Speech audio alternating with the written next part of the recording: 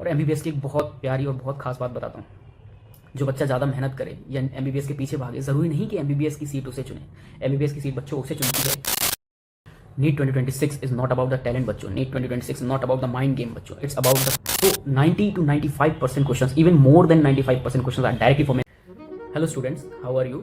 My name is Anuj Singh Rajput, Gajra Raja Medical College Gwalior, MBBS final year student, and you are watching this. It means you haven't given up. The one thing which is very important, you haven't given up, guys. Okay. Now, as long as you haven't given up, I definitely make gonna sure that NEET 2026 is yours. Okay, NEET 2026 is yours, guys. Some think that NEET is very hard. कुछ बच्चे ऐसा सोचते हैं कि NEET बहुत tough है। नहीं बच्चों, ऐसा कुछ भी नहीं है। NEET is not that hard. लोगों को लगता है कि these are subjects are hard. That is the reason कि NEET hard. ऐसा कुछ भी नहीं। NEET hard लगता है just because you lack your consistency. Okay. If you are consistent, definitely you break the NEET. Okay. और एमबीबीएस की एक बहुत प्यारी और बहुत खास बात बताता हूँ। जो बच्चा ज़्यादा मेहनत करे या एमबीबीएस के पीछे भागे, ज़रूरी नहीं कि एमबीबीएस की सीट उसे चुने। एमबीबीएस की सीट बच्चों उसे चुनती है जो अपनी कंसिस्टेंसी, अपनी मेहनत और अपनी लगन के साथ उस एमबीबीएस की सीट के लिए मेहनत करता है बच्चों। तो अभी मैं आपको कुछ चीज़ें बताता हूँ। आपको अपने आप को हेल्दी रखना है, उसके लिए मैं कुछ हेल्थ टिप्स बताता हूँ बच्चों। सभी स्टूडेंट्स का तरीका डिफरेंट होता है। कोई अर्ली मॉर्निंग उठ के पढ़ता है, कोई लेट नाइट उठ के पढ़ता है। बच्चों डेफिनेटली ये आपके कन्वीनियंस के ऊपर है कि आप किस समय अपने आप को कंफर्टेबल पाते हैं, आपका ब्रेन किस समय मैक्सिमम फंक्शन करता है। But according to science, according to medical science, as a MBBS student मैं आपको एक बहुत अच्छी एडवाइस देता हूँ। मैं आपको दो एडवाइसेस दूंगा, एक्चुअली एक नहीं, दो एडवाइस दूंगा। एक एडवाइस जो मैंने अपने एमबीबीएस प्रिपेयरिंग के टाइम में फॉलो की थी, नीट प्रिपेयरिंग के टाइम में फॉलो की थी, और जो मैं अभी फॉलो करता हूँ बच्चों। Some students studies at early morning, some students studies at late night, but the most important thing, you are studying and you keep focus yourself that you will gonna definitely make the NEET. Okay, NEET 2026 is not about the talent bachcho. NEET 2026 is not about the mind game bachcho. It's about the consistency, it's about the hard work. Okay, it's all about the hard work. Study when you are tired. जब आप थके हुए हैं तब भी आप पढ़िए। Revise when you are bored. जब आपको अच्छा नहीं लग रहा है पुराना सिलेबस रिवाइज करिए। Solve the questions when you feels like quitting. Okay, when you feels like quitting, just remember that MBBS is your dream, life saving is your dream, white coat is your dream, stethoscope is your dream, your parents will proud on you. Okay बच्चों, तो मैं यहाँ पे biology की NCERT की बात करूंगा। So 90 to 95% questions, even more than 95% questions are directly from NCERT, are directly from lines of NCERT, are directly from the diagrams of NCERT, are directly from the tables of NCERT. So reading NCERT is not enough.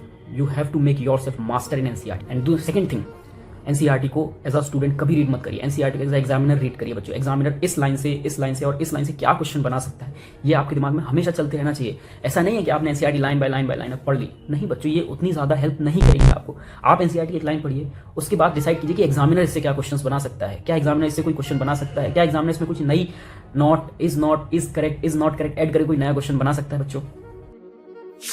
तो बात करते हैं NCERT में कुछ diagrams की बच्चों। तो जो लेबल्स डायग्राम होते हैं एनसीईआरटी में, उसमें हर जगह लेबलिंग्स हैं, कुछ जगह नहीं भी हैं, बट वो डायग्राम्स पूछा जा सकता है आपसे। वो डायग्राम किसका है, क्या फंक्शन है उसके, क्या वो इस किंगडम में इंक्लूडेड है या नहीं है।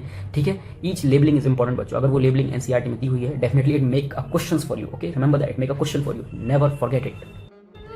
आई am telling you few topics बच्चों जो डेफिनेटली बहुत ज्यादा इंपॉर्टेंट है। सबसे पहला, cell the unit of life, and master it. Okay, master it, don't forget to master it. The biomolecule, then the plant morphology and anatomy, and the human physiology बच्चों, and the reproduction and biotechnology and ecological cycle. These are very important topics बच्चों।